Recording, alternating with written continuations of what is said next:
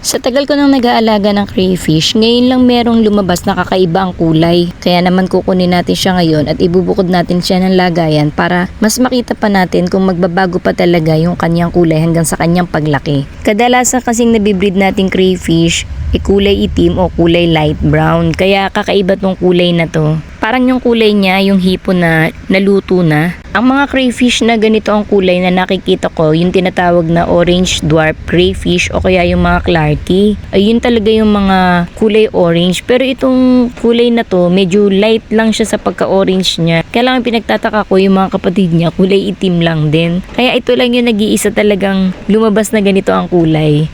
Ihiwalay ko muna siya dito sa mga kapatid niya at isasama ko muna siya doon sa mga craylings na mahigit 1 month old.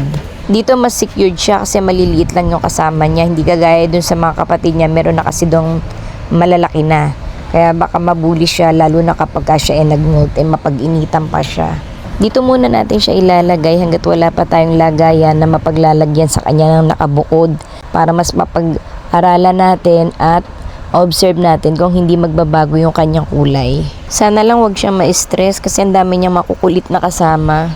Okay guys, hanggang dito na lang uli ang video natin. Salamat po ulit sa panonood.